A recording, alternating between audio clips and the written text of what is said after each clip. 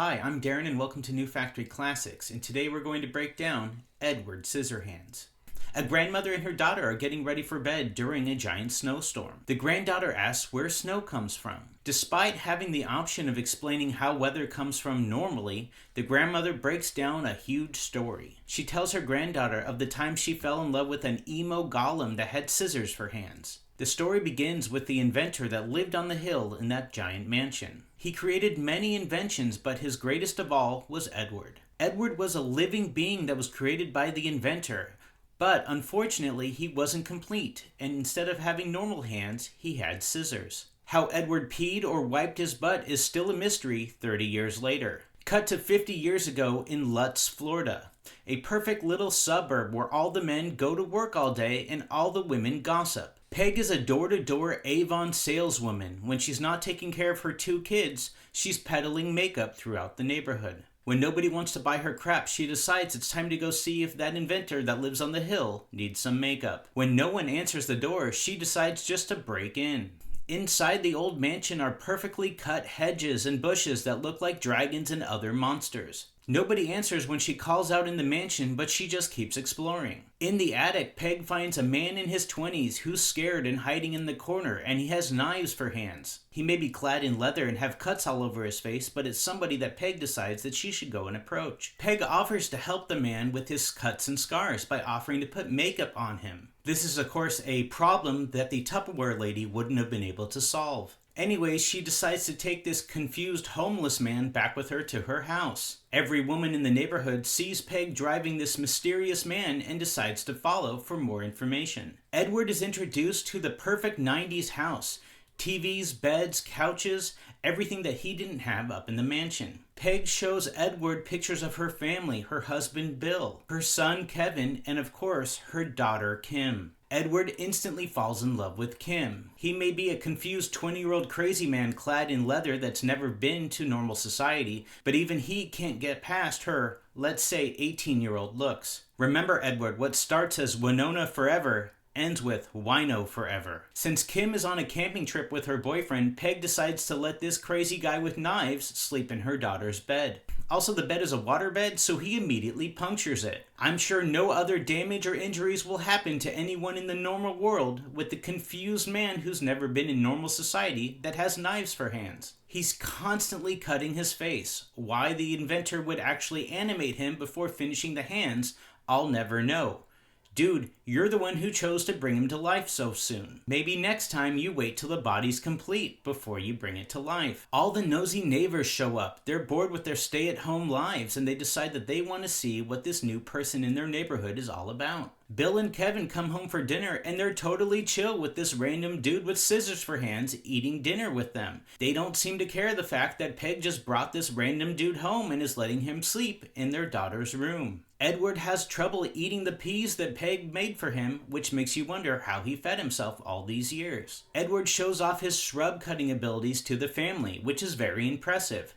Hey, you know what? You might as well find a way to use your disability at least 15% of the time. The neighbors demand that the family holds a barbecue so everyone can meet this new mystery man. And everyone in the neighborhood shows up. That is, except the super religious woman that lives across the street. She claims Edward is from hell, which frankly might be a better place to originate from than from Lutz, Florida. Before the party, Edward remembers his life with the inventor. Full of giant machinery and alone in his giant mansion, the inventor wanted to have some companionship, and thus he decided to make his grandest machine, Edward. Though how Edward could look back and remember a time before he was even conceived, I'll never know. At the barbecue, everyone is excited to meet Edward.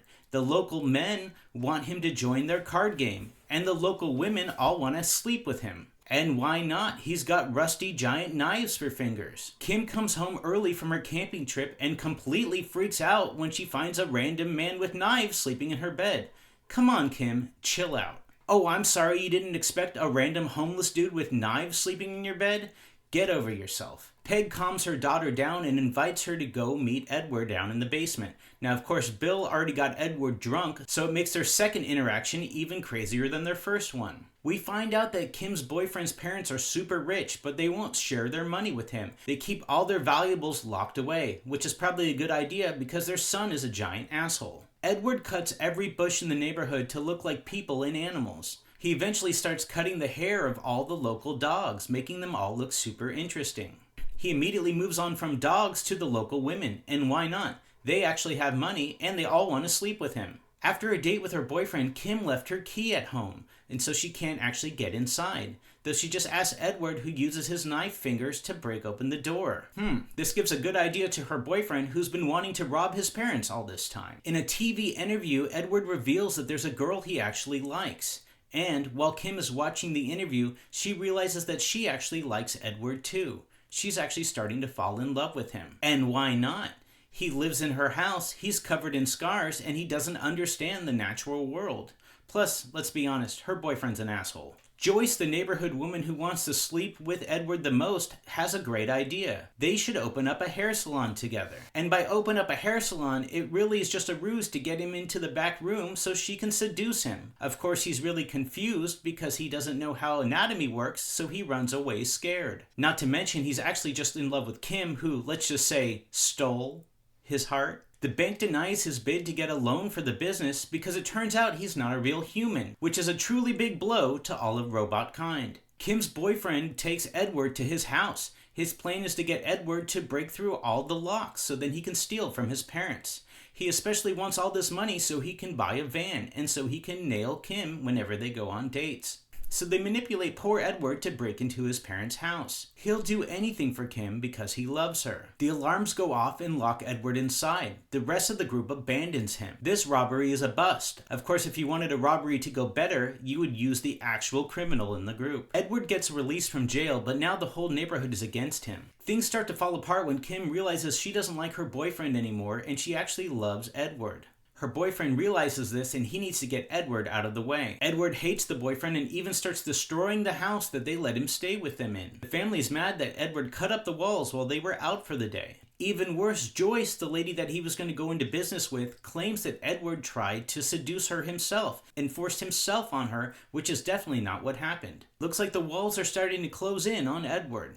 It's almost as if you shouldn't bring a golem that came to life that has knives for hands into standard society. While no one came to their Christmas party, a miracle happens and it actually starts snowing in Florida. It turns out that Edward is actually just making an ice sculpture. And the shards of ice as he cuts so quickly make it look like it's snowing in Florida, which is the most magical thing that's legally allowed in Florida, 50 miles outside of Disney. And so Kim realizes that she truly loves Edward and she dances as the snow falls around her. Both are truly happy and nothing could go wrong. Kim's boyfriend arrives and shocks them both. Edward turns around and accidentally cuts Kim, who was dancing. Kim's boyfriend freaks out and threatens to kill Edward, who runs away. Running away, Edward cuts off the arms and heads of different bush animals that he made throughout the neighborhood. Kim dumps her boyfriend. It's time for her to be with Edward. Peg tells Kim that maybe this is all a bad idea. Maybe Edward should just be up in the mansion where he would be safe. Maybe bringing that man into this world was a bad idea. Edward comes home and finds Kim. She's sorry for all the fuss, and actually her hand is just fine.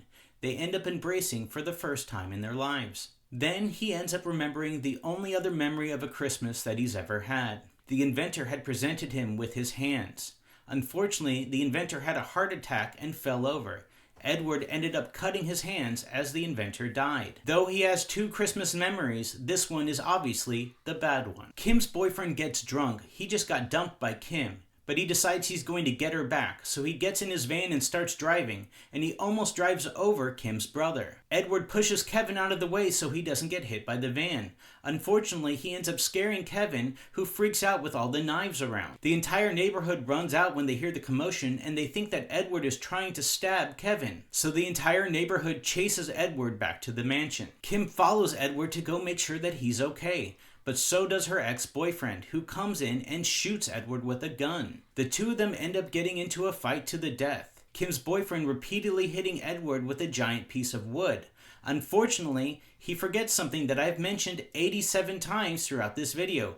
Edward has knives for hands and he impales the boyfriend easily. The boyfriend stumbles back and falls off the roof, falling to his death. With the mob coming, Kim must come up with something quick in order to save Edward's life. She tells Edward that she loves him. kisses him, and embraces him one last time, for she will never be able to see Edward again. She runs to the mob who just found the body of her boyfriend and tells them that Edward had died up in the mansion. Their bloodthirst satiated, all the neighborhood people return to their Christmas parties. Cut back to today in the same town, and Kim is that grandmother that told this story at the beginning of the movie. For Kim never, ever forgot her first love. And so it snows every single winter, when the man on the mansion with knives for hands cuts snow angels that look like his true love, Kim. For only one person could still live up there after all these years.